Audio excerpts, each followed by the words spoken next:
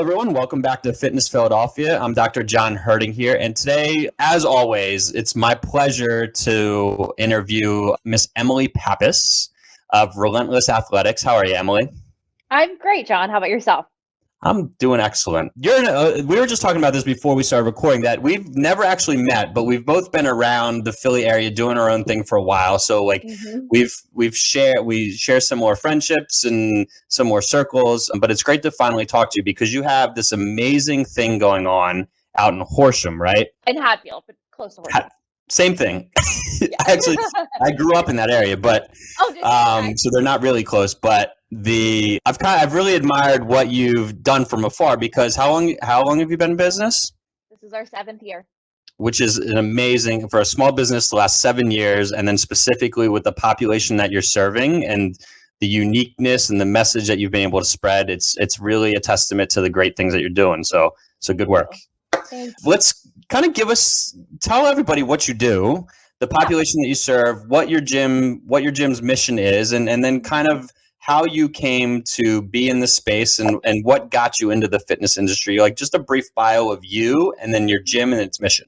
Yeah, definitely. So I own Relentless Athletics. So Relentless is a sports performance facility that specializes in female athlete development. We work only with female athletes. Our main demographic is really from middle school up through high school, and then college athletes when they are back on break. But our main mission is really developing the female athlete as a whole. So just on strength, conditioning, and sports injury rehab, as well as really injury risk reduction, and then a good amount of speed and agility thrown in there as well. So really what our main goal is to not only develop strong athletes, strong female athletes, but really more importantly, develop really strong, competent young women.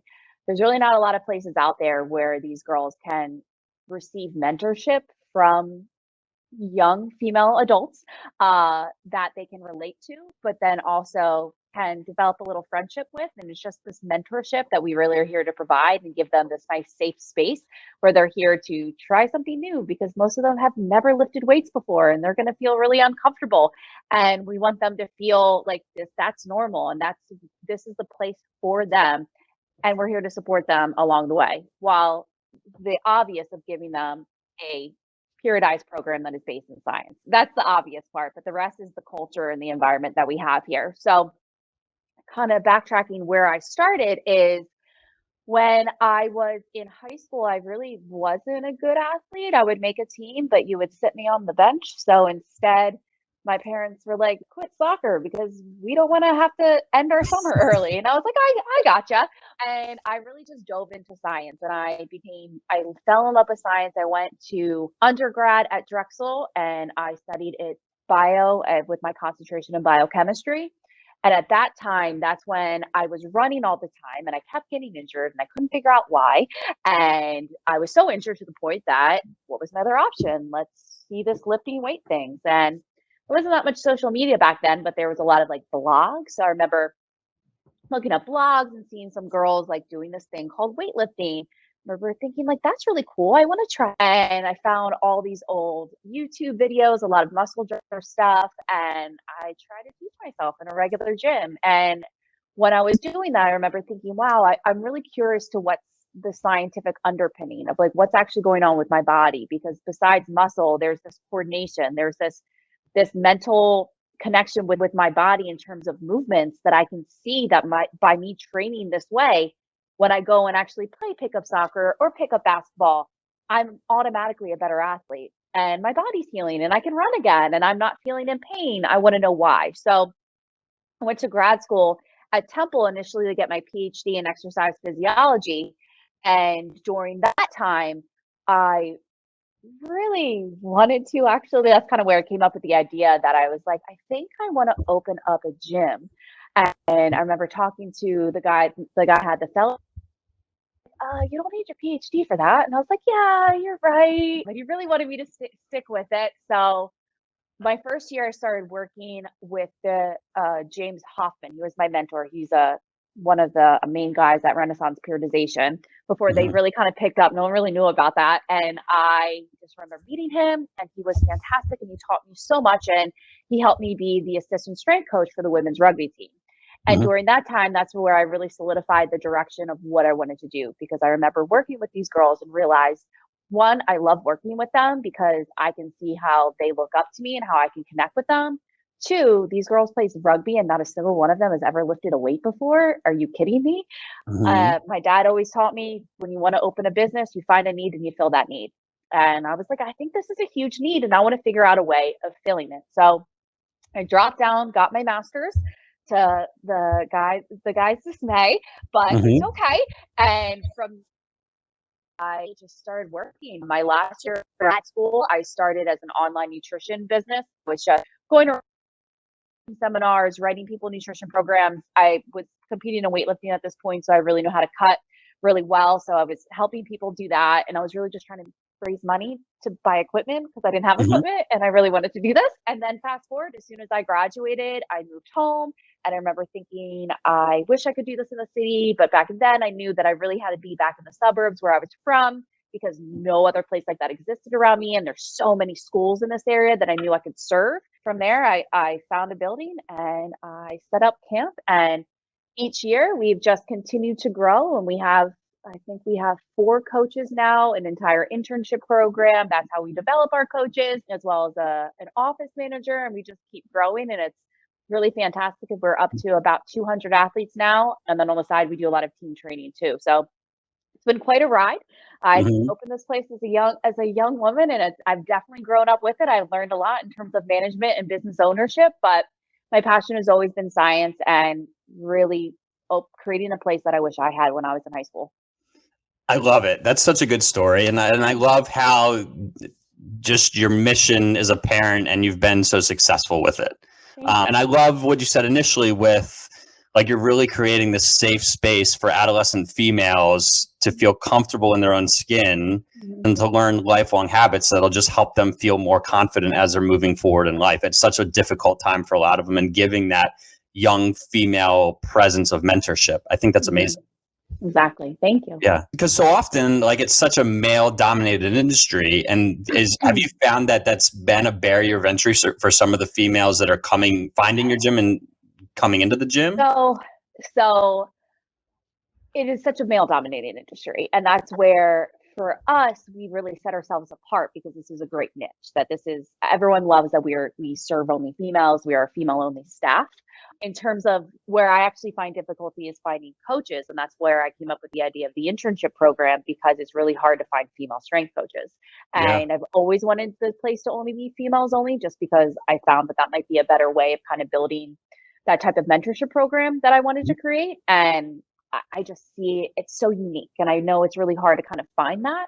So the biggest barrier really is finding females that have experience within this realm. And I can say that because, as you know, rewind over a decade ago, when I was still trying to do internships, it was really hard for me as a young female to kind of get any type of experience. It's a male dominated industry. And maybe I was subconsciously insecure about some things, but I just felt like my voice wasn't being heard, and I knew I had a lot to bring to the table. So I was really happy when I did find James as my mentor, because he's the first person I told my gym idea to, and he was like, "That's an awesome idea. You should go do it." I'm like, "Really? No one else thinks it's a good idea. Everyone's saying that's so silly. I'm cutting my population in half." And he's like, "No, run with it."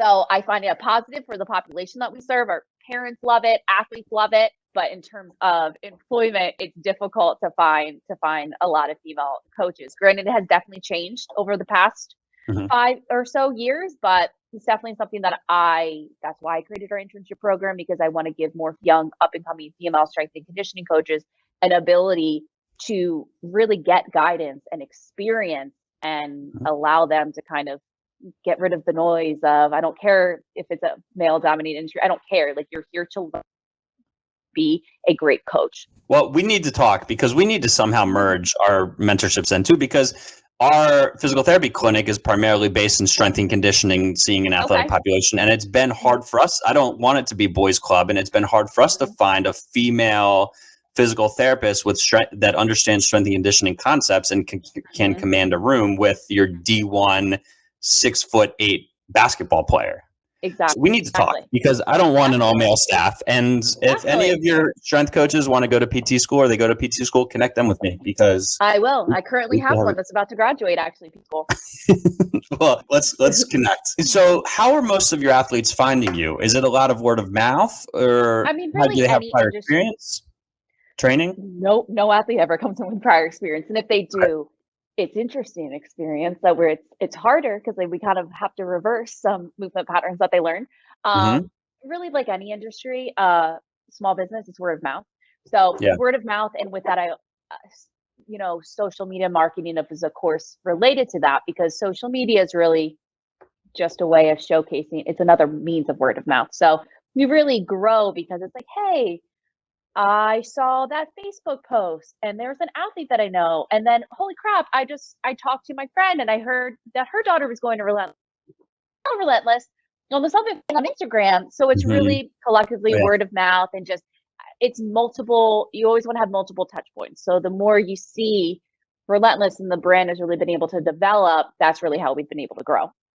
Absolutely. So then how about local coaches of female sports teams? Because I think there's still, and I could be completely off base here, but there's still in some of these old school female coaches, like they don't want their athletes lifting necessarily. Have you been able to get connected with them and help change some of their minds? And how are you, again, navigating kind of that situation with, hey, ladies, this is going to help you become that much better, similar to your situation and what you found in your own athletics? Yeah, I mean, it's honestly, I've seen it shift. So I started this place 7 years ago, and back then I remember, having these hard conversations to these coaches, like this is so essential. I remember one coach told me, I'm only looking for speed and agility, and really strength is the cherry on top. And I remember being like, no, you have it reversed. Like strength is the foundation. The rest is the cherry on top. Like, no, I think it's starting to change just because our industry has been changing and evolving, and there's a lot more understanding that, hey, strength actually helps reduce the chance of injuries, and trying to debunk some myths like stretching is not going to help her. She needs to get stronger. Like that's going to be her main modality that she needs to focus on. We have a team training program here where we have teams come in outside of our regular athlete hours. We operate as a semi-private program. So 6-to-1 athlete to coach ratio, but we can have an upwards of 40 girls in here at a time. We're over 20,000 square feet. But with that, in our team training program, that's an entire team comes in and they're doing the same program versus our semi-privates. Every program is individualized as periodization should be applied. And in our team training program, we have coaches that buy in, and which is fantastic that they understand. And then on the converse, there's still lots of coaches out there that are like, yeah, I just can't make them do it. I don't really see why I should convince them to do it. And that's when that first happened. That's where I really took a lot of the content that I've created for Relentless about educating, because I just felt that if they knew what I knew, they wouldn't think that way. They wouldn't think that strength is the cherry on top. They would think, oh, we need to train year round. So it is really rewarding when I do have parents that are like, I've been reading all the stuff that you said, and I'm going to have my athlete continue to train all season long. I always thought it would be too much. I'm like, no. Like, I need to see her at least once a week. This is so imperative to making sure that she stays strong and resilient. So things are changing, but I have many friends that are in, that work with in Division I, and I have many girls that are in Division I, and they're like, yeah, they don't let us lift, but the boys do. And come on, like, oh my goodness, if we read research, if anyone should be in the weight room, it should be the girls before the boys. Like, come on. Or they have different programs, and a lot of stuff we do here is a lot of Olympic weightlifting, and the boys are allowed to do that, but they won't teach us. Right. It's sad that still exists, and it's 2022, but there's some amazing programs out there. But I mean, just what was it, last year or the year before, the NCAA and the basketball tournament, and you're seeing what the girls' gym is, and everyone's like, oh, that's crazy. And I'm like, yeah, I've been saying this for years, guys. Like, this isn't crazy. This is the world that we live in. We need to get this concept understood.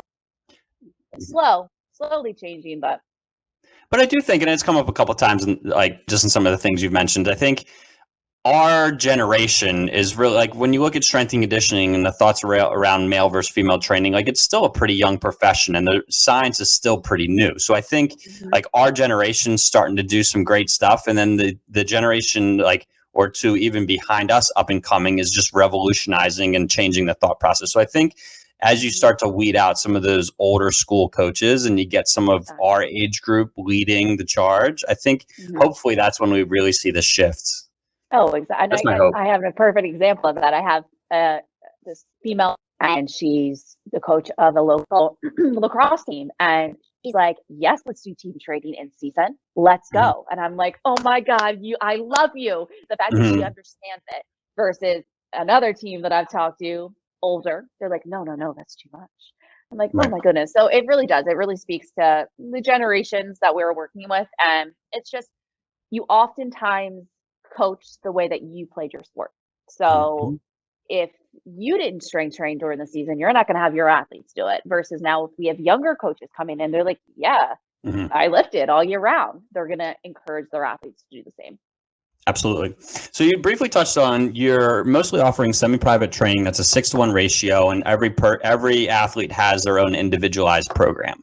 Yep. Can you take me through that process? So if I'm a new female coming in, I want to get a program for you. What does that process look like? Am I getting an evaluation? Are you taking pre-measurements? Talk me through that process, what the outcome is, and then what's a typical athlete training? How many times a week?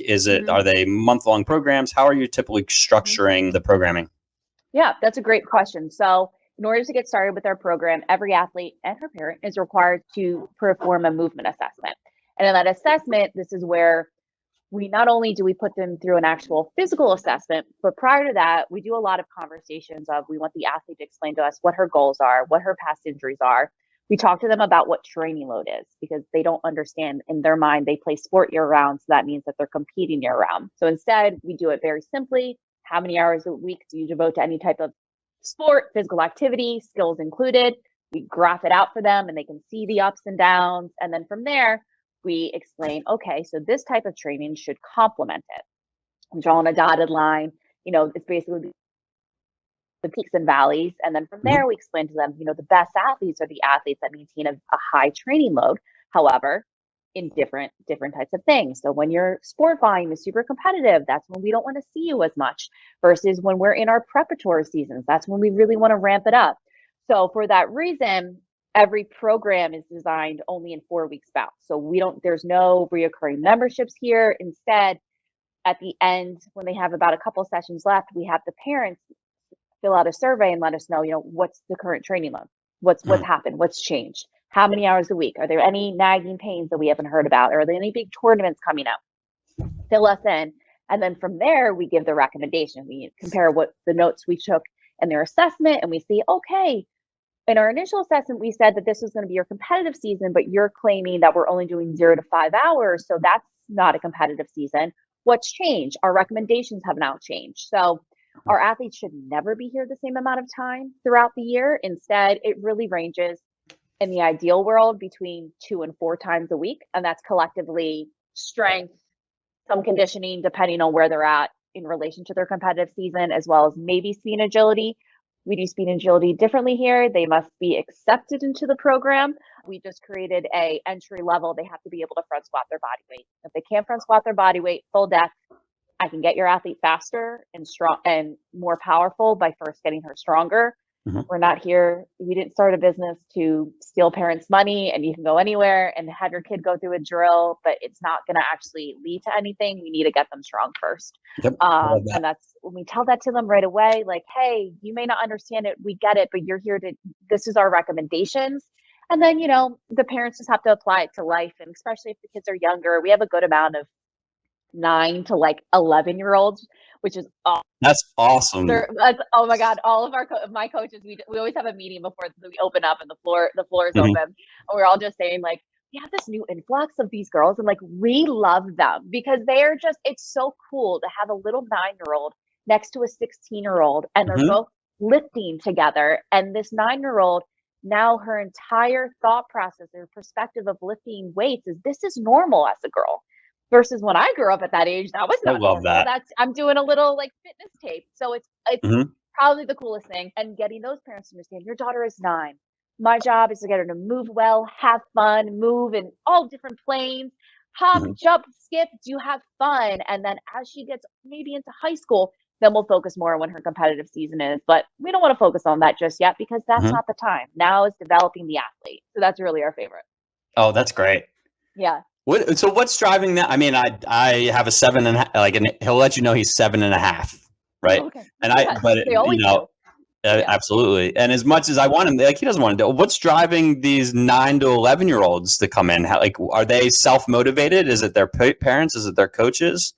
I think it's a little of both. So there's a local soccer club that we do a good amount of team training with, and we had a big group of them come in. I guess that was our group of 9, 10-year-olds. And from there, I mean, they just had so much fun. And after team training finishes, you need to be on an individualized program. And we explain that to you, like, hey, your team training session is over. We'd love for you to continue. Here's the process of how to get into the semi-private program. And from there, it's just word of mouth. Like, hey, my daughter loves this. I mean, at the end of the day, what I really try to instill in my coaches to understand is, one, I want you guys to love what you do, because if you love what you do, your athletes will love what they do. And if they love what you do, this business will do nothing but continue to flourish and will do nothing but continue to touch and impact these lives. And that's really why we're here. As a female athlete, I don't care if you're playing professional or not, this isn't your long-term career. The girls that play in the WNBA have met players and they're still paying for their own hotel rooms. Like, that's the world that we live in. So what is our real job? I want you to make it good at your sport, but I want to impact you, and I want to touch you and change you and build your confidence and show you what the weight room can do for you, not just physically, but more importantly, things. That's life. And let's put our head down and let's do this together and like cheer each other up and encourage each other along the way. Your mission's the best ever. I love it. Thanks. And how have you found, like, in your culture? So you talked about, like, it's just a young female coach providing mentorship for the young women coming into the gym. How about within the age groups in the gym, like the 9 to 11-year-old and, the high school, sophomore, junior, senior? Like, have you seen, like, some mentorship? And I'm sure those 9-year-olds are looking up to the high school athlete that, is in this position they want to be in. Oh, yeah. It's so fun because you'll see in their eyes, like, they're just like stare, especially when on the platform, like, because they're cool lifts. You like snatch and a clean and jerk, and you have the 9-year-old and she's like staring at the other girl and like all the plates, and she's like, oh my gosh. But it's so cool because I'm like, yeah, she started where you were just a couple of years ago. So that's really inspiring. 9, it depends. Like, we have some girls that I'm like, oh my God, this girl won't stop talking and she's chatting with everyone in the gym. And then you have another girl that's a little shy, but that's okay because you put her next to a coach that like knows that. Our older girls, we're just such a good family here. Like, our coaches, when we see our young athletes, like, all of us, we can't help it. Our hearts melt. We're like, this is adorable. And then our older girls see that and they're sitting on the platform like, oh my God. So everyone's just like cheering this young kid on because we just think it's world. So it's a really cool interaction where the young girls are looking up to them and the older girls are just like supporting them and just like looking at these young kids the way that we do of they're so cute and amazing. So it's a really cool environment. Oh, that's great. And then do you ever find like some of those younger girls and then going to watch some of the high school athletes at the my goodness. Well, the best is some of them. We have a good amount of softball girls here. So the best is like we'll have like a young girl, they'll like come up to our coaches and they're like, is that so and so? And they're like pointing to an older girl to come in and we're like, yeah. And they're like, oh, she is so good. She is like one of my heroes. She plays when she like names high school. So it's so cute because they're like, oh, I'm gonna go to that high school one day. So they literally get like starstruck. It's so cute. And then the older girls love it because who doesn't love being looked up to that way? Absolutely. So they definitely do that because a lot of them also maybe share a pitching coach or a different skills coach or play within the same club. So that's how they see each other. So like when they see each other here, it's just so cute. I love it. Right. So good. So how are you addressing, like, I love the fact that you've talked a couple times too about how just building strength helps reduce injury. And I love the fact that you have the basic level of entry into speed and agility where you have to be able to squat your body weight. I think that's amazing. It's a great metric. How have you found, obviously everybody knows of that, like high risk of female ACL injuries and all of that kind of stuff. So have you found that you've been able to impact some of these, like, are you tracking the metrics of how you're impacting ACL injuries and how are you incorporating some of that stuff into your programming to make to ensure, because we all know too, like you have to, if you want to reach your athletic potential, you have to stay healthy, you have to stay on the field. Like that's the number one predictor of athletic success, right? So what kinds of things are you incorporating into their programs to help reduce some of the more female specific injuries? So the first thing that we do is step one is education and getting parents and athletes to understand what is a non-contact ACL injury. It's an overuse injury. But what's the one modality that has been shown that can help reduce the chance of an overuse injury by 50%? Strength training. So the first thing is getting them to jump on board with that, understanding, hey, your body is not fragile. It didn't just snap because you're on your period. It didn't just snap because your hips are wider. Look around. None of you look the same. That's not it. But what is it is that we're underprepared. So we need to improve our preparation for our sport. Boys get a little head start because they have their puberty helps them get a little bit more muscle mass and they move with a little bit better coordination. So we have a little catching up to do. And that's okay because we can work for it and do it. So first, getting them to buy in and understand that. Second to that, everything is really going to be dependent on the athlete. So maybe an athlete comes in her assessment, we judge that, hey, she's really posterior dominant. She really lacks any type of anterior leg strength. When we watch her running gait, we can see there's a lot of pelvic instability. Maybe she's heel striking. So that's the basis of where the program goes. And a big thing is getting our parents and athletes to understand, like, your body moves where it feels strongest. So we need to instill efficient movement patterns, and that's where we're going to move with efficiency. However, we don't want to fear inefficient movement patterns because we don't want to fear an athlete away from a certain movement. We just want to build strength so their body finds a good movement pattern. So that's step one. Step two, once the athlete demonstrates like a basic level of just body awareness, movement competency, efficiency, adding in a lot of barefoot stuff, some like plyometric work, a lot of tendon loading, and then for them, getting them to understand the importance of like conditioning. Like, hey, your daughter, her season's coming up, and I have to get her ready for what she's about to experience. So I need her sprinting here twice a week. I'm gonna stay here longer. She's got to lift twice a week, and I need her sprinting twice a week. So getting them to understand, like, hey, we have to slowly start to ramp it up because your season's about to start. So getting them to really understand the training loads concepts and what an overuse injury is. It's just really under preparation, and that we want to have our athletes move with efficiency, but build that efficiency and strength based on what the athlete is. I mean, back in the research is, female athletes are so anterior dominant. Anecdotally, all of our coaches have seen the opposite. All of our girls are so posteriorly strong, but they have no anterior leg strength. Where it's like, okay, that kind of makes sense. Well, your quads are really important. We want our quads and hammies to contract together when we're decelerating or cutting. So really based on the athlete. But then maybe I have another athlete comes in. I'm like, wow, anteriorly she's so strong in her lower body. Posteriorly she is not.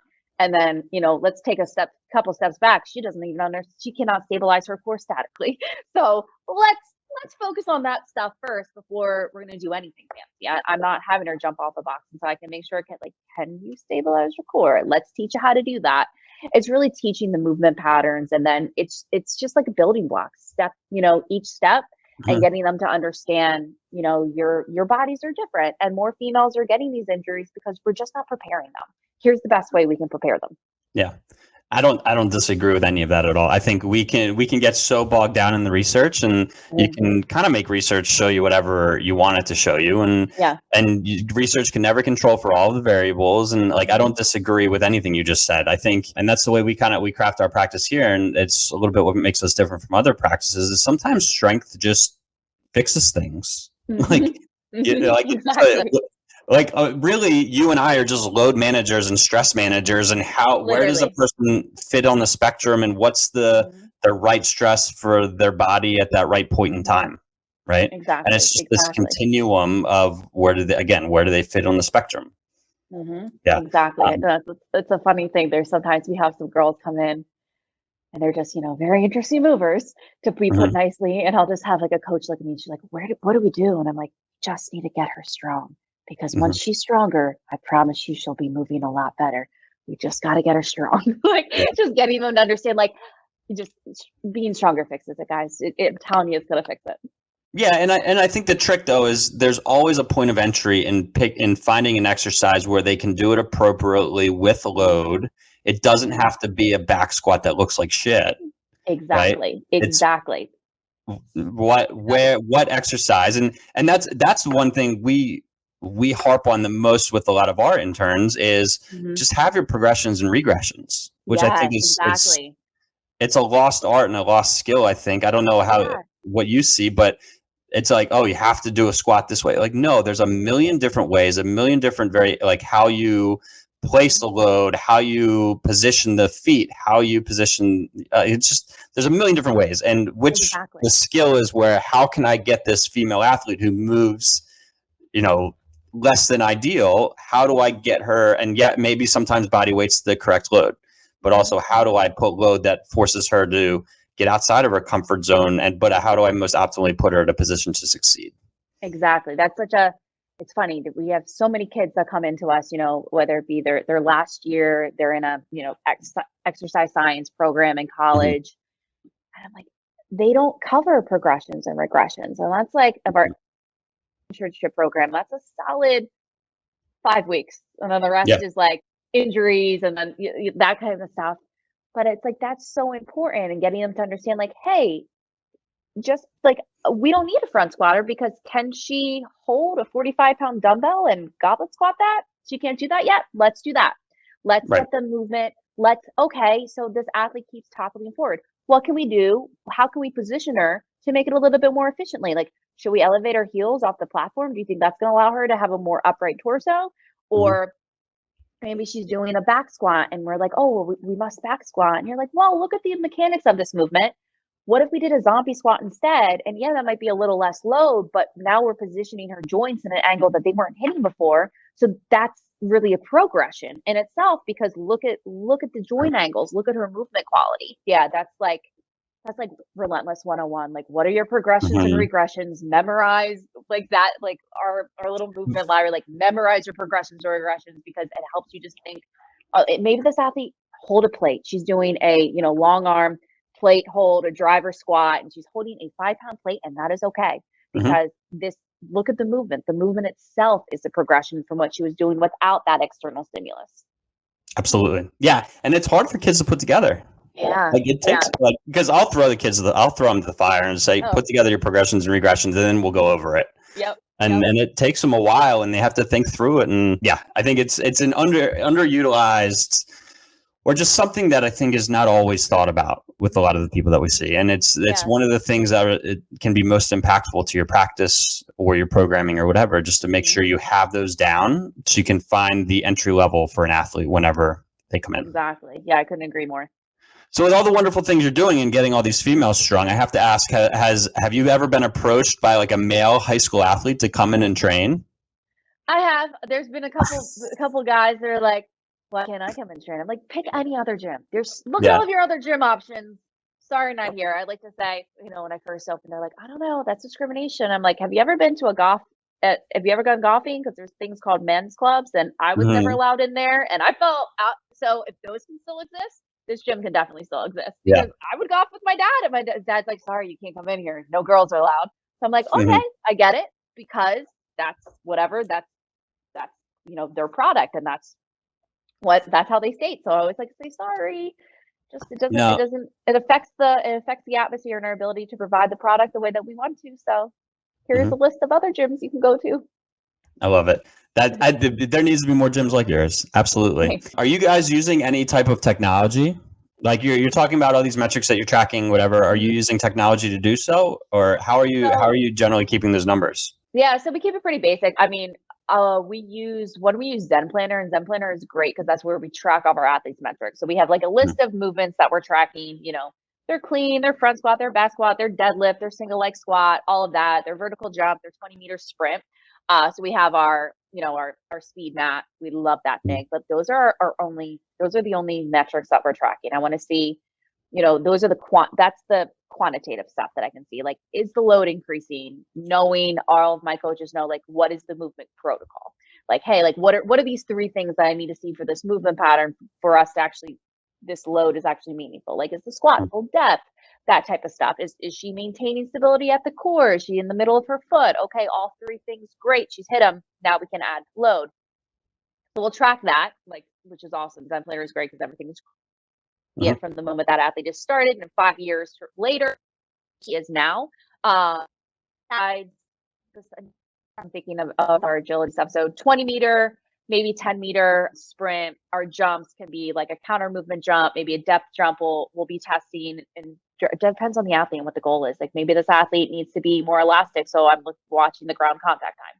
Or maybe this athlete needs to be more powerful, so I'm looking at, okay, what's the max vertical jump that she's hitting? So really the metrics are going to be dependent on the athlete and her need, but 75% of our athletes are really just new to this weight, so it's really the metric is she competent in movement, in these movement patterns? Is she efficient in these movement patterns?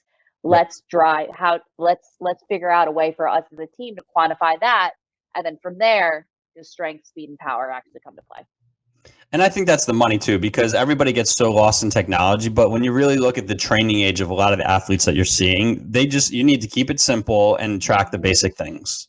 Exactly. You don't need to overcomplicate technology it. is so cool. Exactly. Technology is so cool. Like when I lift, I'll watch my bar path and like my bar speed and all of that, like with your phone app. I'm not gonna do it with a 13-year-old girl. Like that's not the low hanging fruit. The low hanging fruit is that she still doesn't know how to stabilize her core. So let's hit that one first before we throw any technology into the mix. It's fancy, but simple is normally the best practice for this age group. Completely agree with you. And then I think that you can get so lost in the numbers of technology and like, what are you really doing with those numbers? So many people aren't using it appropriately, but when good stuff. I love it. So what's your most rewarding story in dealing with this population? You've had your gym for 7 years, so I'm sure you've seen these girls that have started when they're 11 and now they're getting into the school of their choice, or you've seen the girls that wanted to get into college and now they're graduating college and moving on to a career. What's some of the most rewarding stories that you've seen specific to this population? Yeah, I have so many, just because I've seen these girls coming through that, the girl that started with me, she was in 7th grade, she's graduating college, and then her younger sister is now graduating high school. So I think some of the most rewarding is this year, of like the things that speak to me most is like getting random text messages from girls that I thought forgot about me, that, I trained early 7 years ago, that send me a video of them lifting in the gym. They're like, look, I can still clean. Everyone thinks this is so awesome. So like knowing that, like, oh my God, I even forgot about that athlete. How does that athlete even remember me? Then I had an athlete, she's at UNC, and she was like, hey, I'm up, and I haven't seen her. I haven't talked to her in literally 4 or 5 years. And she's like, can I come in and get a lift? I just miss you. And I'm like, that's like, knowing that I've impacted their lives to that is just so awesome for me. My first athlete ever, I'm getting married in a month, and she's coming to my wedding because I have a relationship with her. Her little cousin is 9 and she's a part of my gym now. And I'm like, this is just so awesome. And like those are really the most rewarding stories. To then, athletes, I have this one athlete, her and her sister started with me. They had it in 8th grade maybe.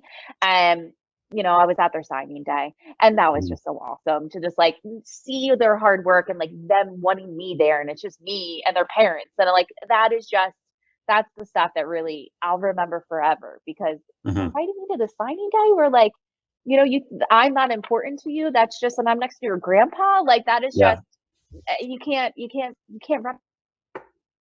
That's why I do this.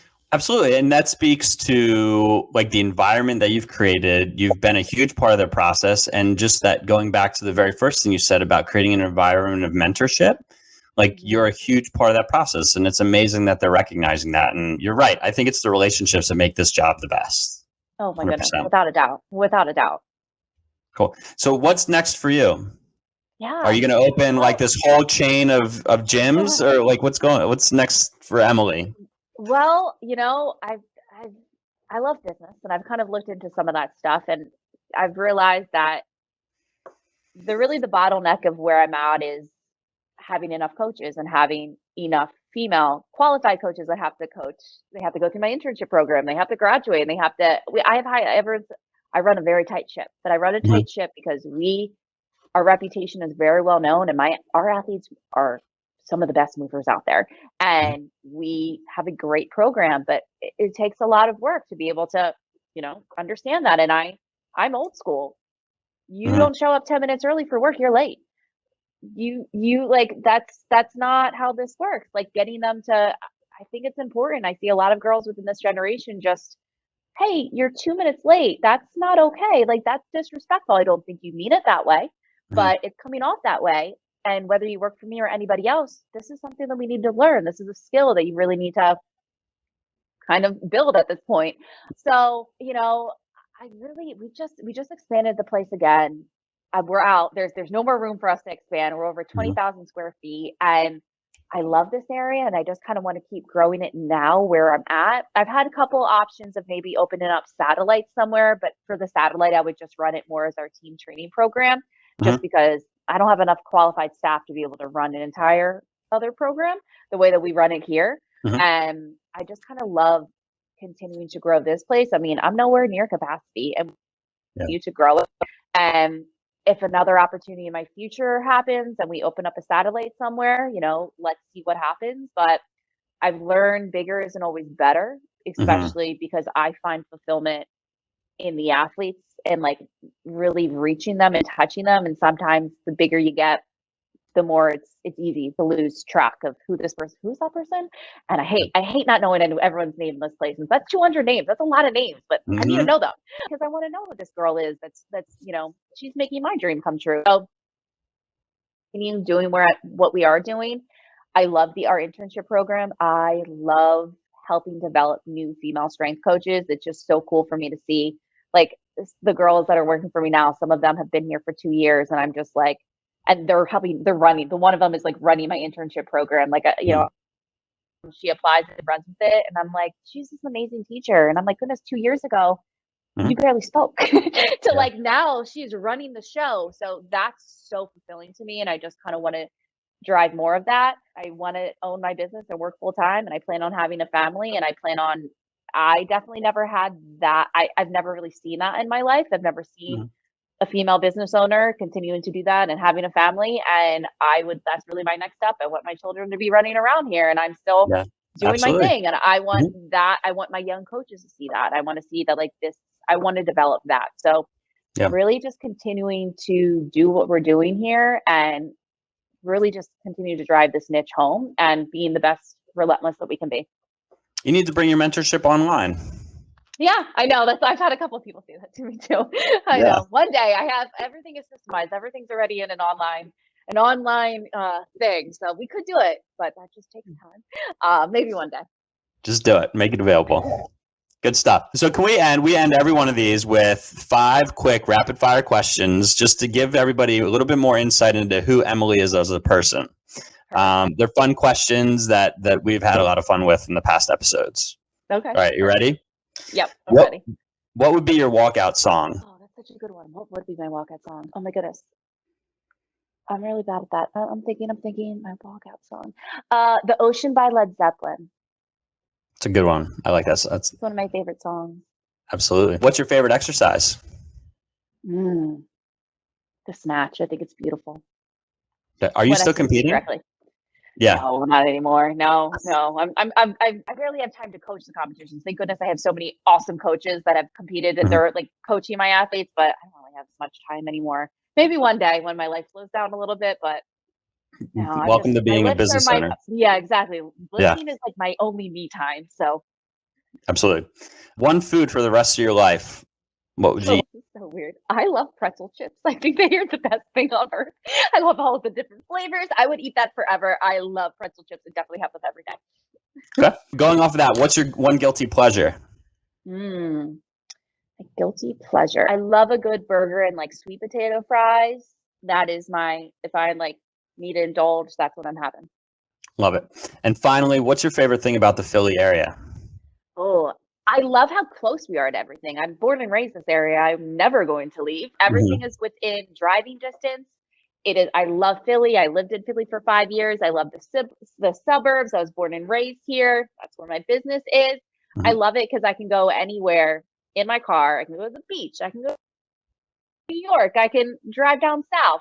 everything is just so accessible, and there's so many cool little communities within the Philly area, and I just love it. Yeah, I agree. Great. So if people want to get in contact with you in closing, Emily, how should they reach out to you if they want to train with you, if they just want to get some mentorship from you? How can they reach out and contact you? So the best way is probably our website, and because you can just do a contact form on there. So it's relentlessathleticsllc.com. Definitely the easiest. The other one is Instagram, because I run it at relentless_athletics_. Love it. Once again, Emily, I appreciate you. I appreciate everything that you're doing to kind of mentor young females and provide them with a safe space to learn how to get strong, because that empowers them in so many ways. So I appreciate what you're doing out in Hatfield. Hopefully this helps to get the word out there, helps to bring people into your mission, and it only means good things to come for you and your business. Thank you so much, John. This was so much fun. I really appreciate you asking me to be on. Absolutely. Thank you. Of course. Right. See ya. Bye.